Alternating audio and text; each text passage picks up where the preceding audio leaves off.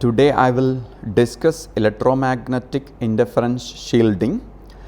Here is a brief outline of my presentation.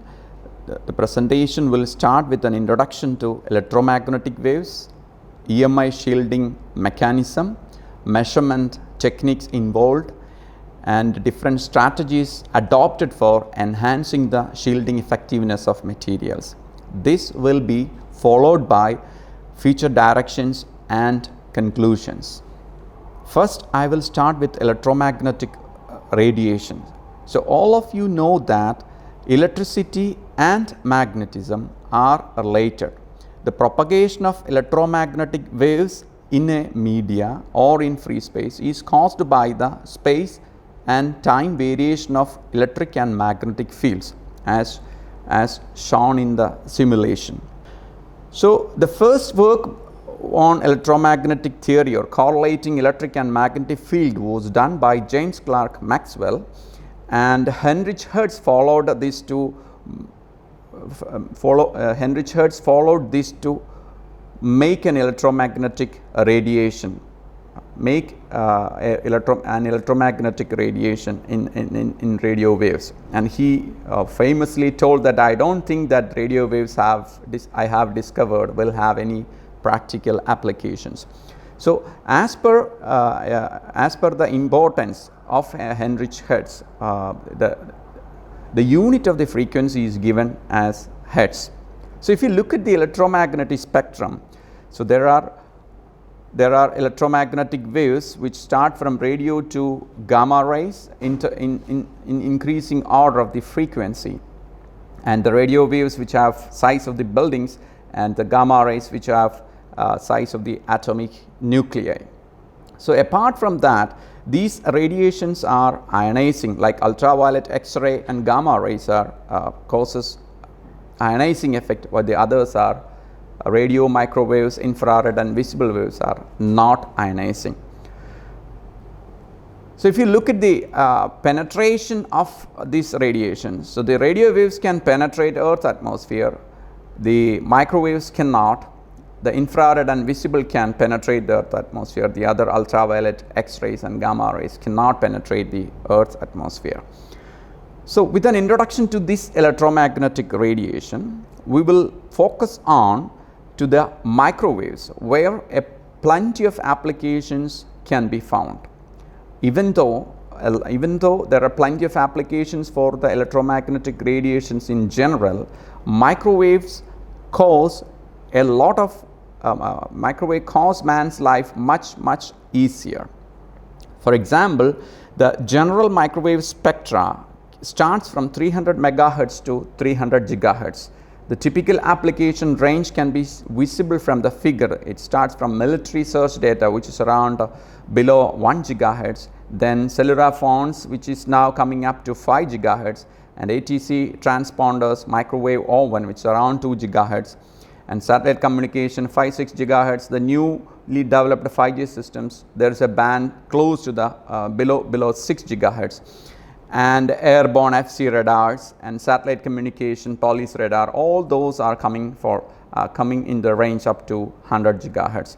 So, the importance of these radiations are not only in the applications, but also they are causing a lot of troubles to the mankind, or a lot of pollution, a lot of electromagnetic pollution is formed by these two. So, everybody is using cell phone, they are wireless everywhere. So, all these are causing interference to the electronic circuits, or can cause damage to the health issue if it is a prolonged use.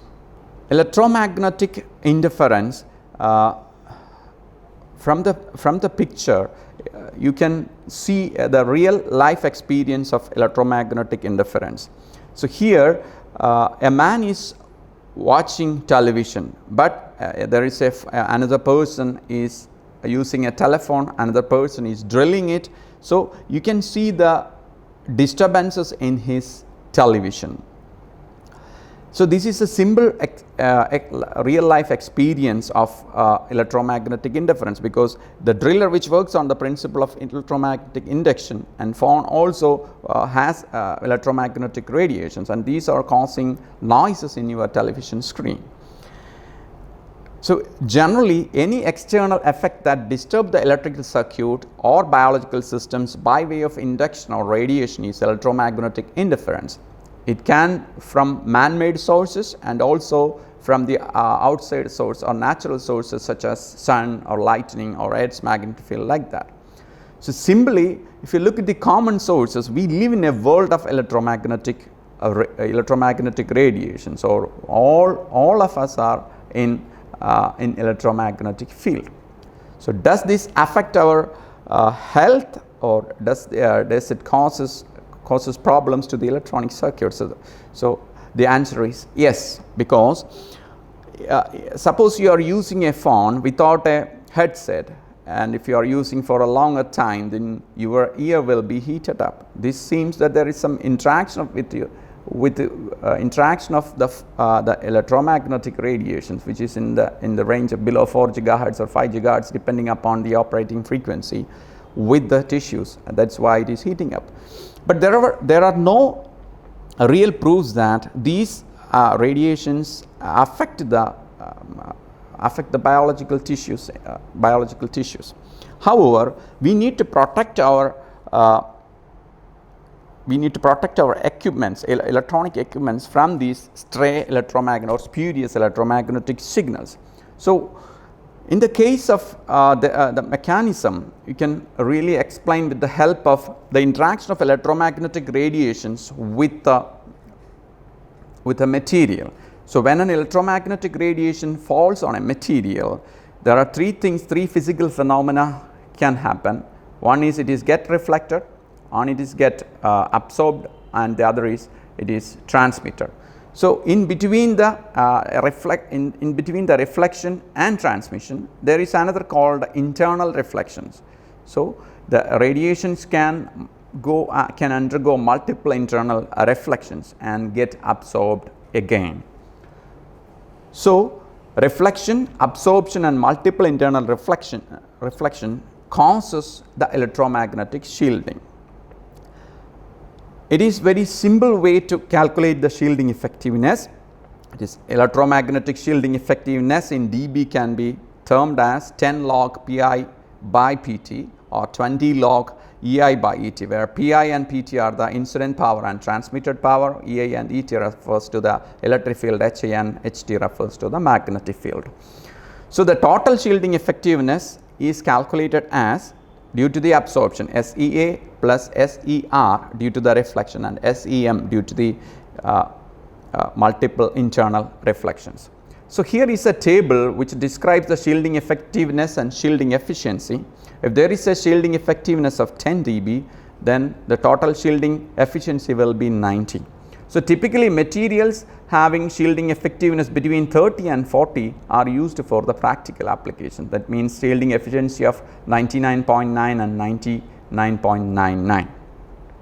So, another important factor which is used for the comparison of shielding effectiveness is specific shielding efficiency, which is given as electromagnetic shielding efficiency per density into the thickness of the material. So, this is a global parameter which is used to classify the shielding materials.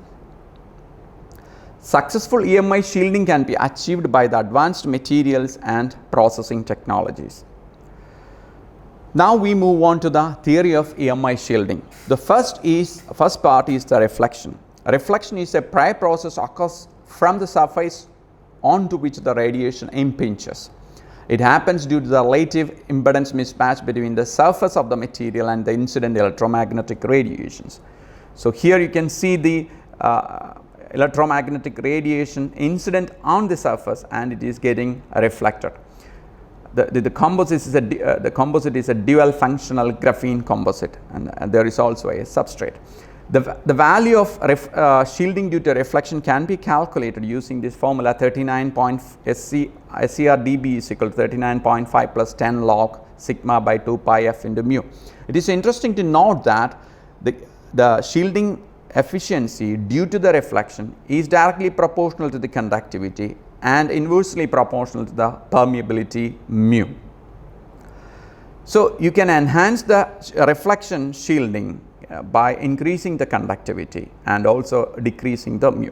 The second thing is absorption. So, absorption occurs as soon as the wave enters into the material. The maximum radiation will enter into the material only when the relative impedance matching between the radiation and the material surface on which it interacts. So, the absorption losses can be classified into many.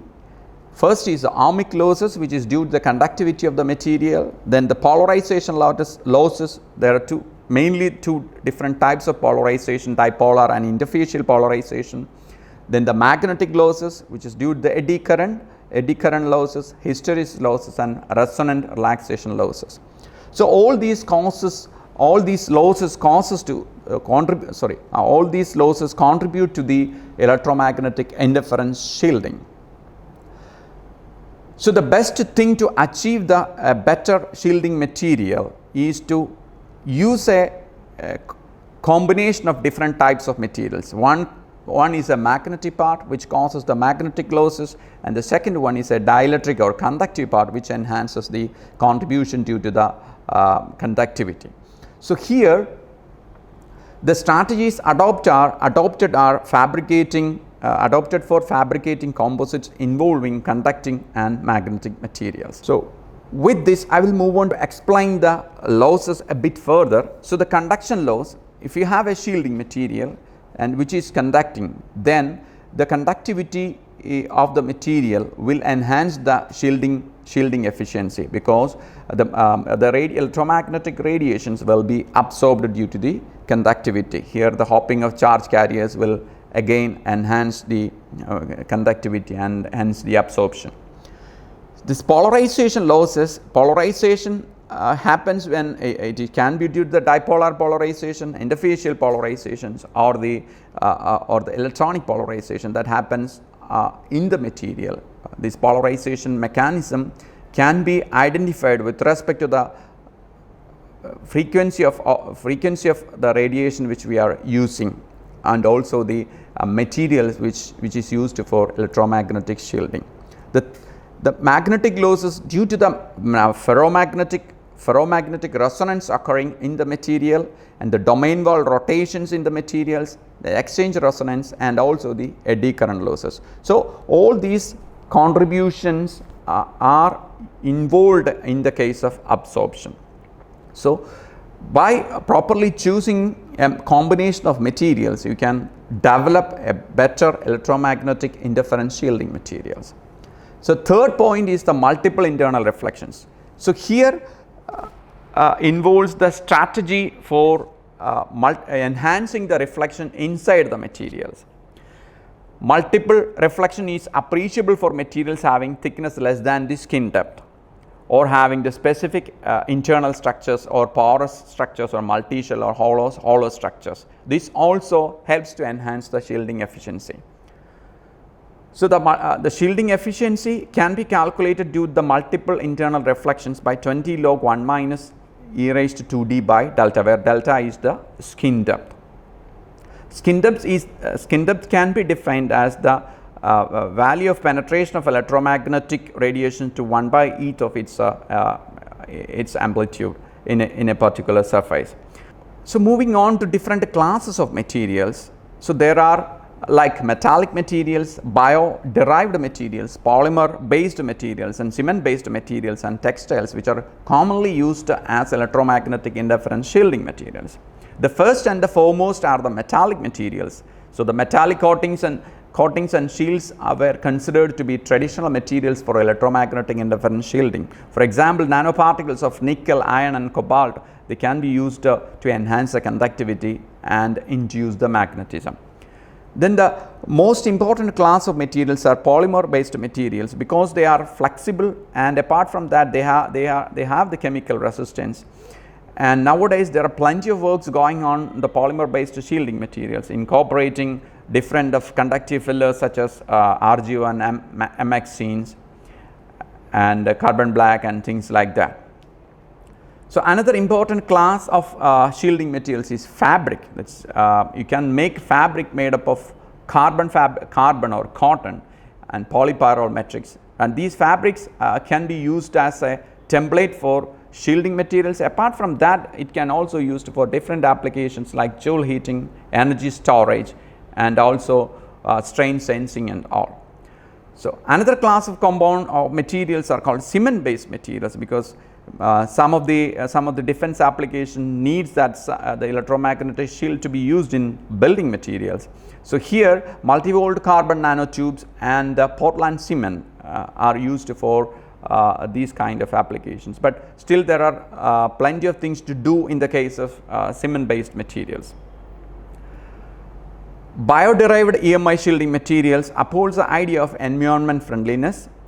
Examples of biopolymers like polylactic acid and bio-derived fillers include activated carbon and charcoal. Now we move on to the different measurement techniques. The two different measurement techniques we employ in our lab are waveguide method and coaxial line method. Waveguide is a linear structure to guide electromagnetic radiations. The frequency range that can be supported by a waveguide is determined by its dimension. So, using a network analyzer and a waveguide, by noting the scattering parameters, you can measure the electromagnetic shielding effectiveness of the materials. So, another method is called the coaxial airline method, in which an airline is used. So, airline, depending upon the size, it has different frequency range. We use two airlines, one is 1 to 18 gigahertz and the other is 1 to 40 gigahertz. So, here also the scattering parameters are used and various algorithms are used to extract the relative permittivity, permeability, and also the shielding effectiveness of materials. So, there are also other methods which are used to test a typical shielding materials. So, in the open field or free space method, vector network analyzer used with the horn antennas, and here is the specimen which is irradiated using these horn antennas, and shielding effectiveness is measured. So, another method is a shielded box method, in which a box is used and specimen is kept in the box, and the transmitting antenna is here and the receiving antenna is here, and then shielding effectiveness is tested. So, the problems with the metallic box method can be avoided in a shield room method, where the transmitting and receiving antennas are kept in a room with called as anechoic chamber, where there will be no radiations involved. So, here this method can also be used to test the shielding materials. Now, I move on to the shielding strategies. Homogeneous structure is one of the strategies, because if you make a composite, it should be homogeneous. That means the conducting network should be throughout the matrix. So, here is an example of strontium yttrium cobalt iron oxide in polyvinylene fluoride matrix. So, the SYCA is a magnetic filler, then it has also a conducting filler, that is a carbon black, and these kind of things, these kind of composites can be achieved by blending, solution blending, and in situ polymerization technique. The another method is a segregated structure.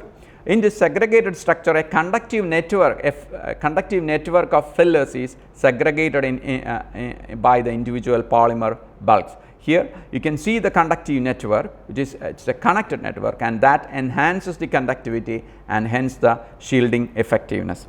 So, these kind of strategies are adopted in the case of foams and sponges for enhancing the shielding effectiveness, and with the lightness of these foams and with the lightness of these materials.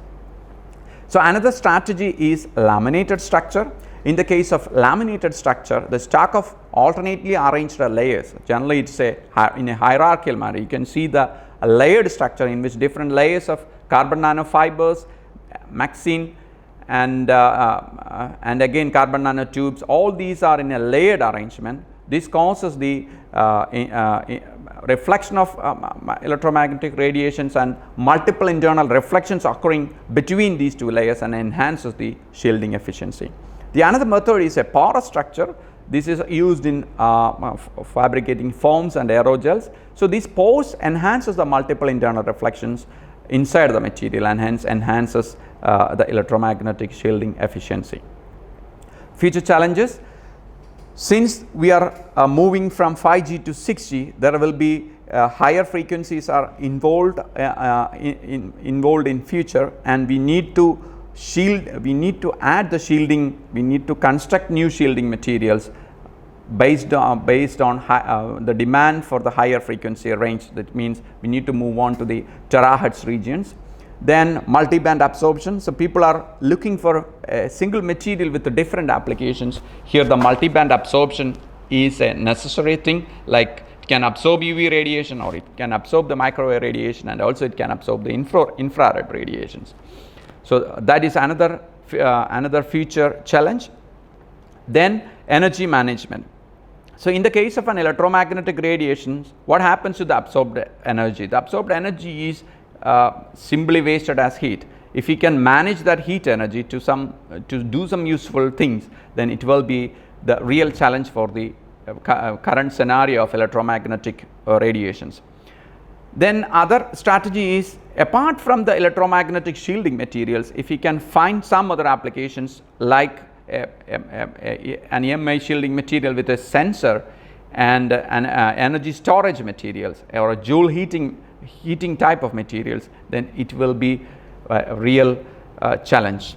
So these are my conclusions. Revolutions in the communication systems demand the multifunctional thinner EMI shielding materials. Extensions of this EMI shielding measurement towards the terahertz band is really needed for the future. To tune the electromagnetic parameters, different synthesis strategies can be employed to enhance the shielding efficiency for different applications. Better shielding effectiveness can be obtained by properly design or simulating the shielding materials with the help of some of the softwares like high frequency structure simulator or the CST microwave studio. Development of methods to tap the heat energy released due to the absorption of electromagnetic radiations is also one of the requirement. Thank you.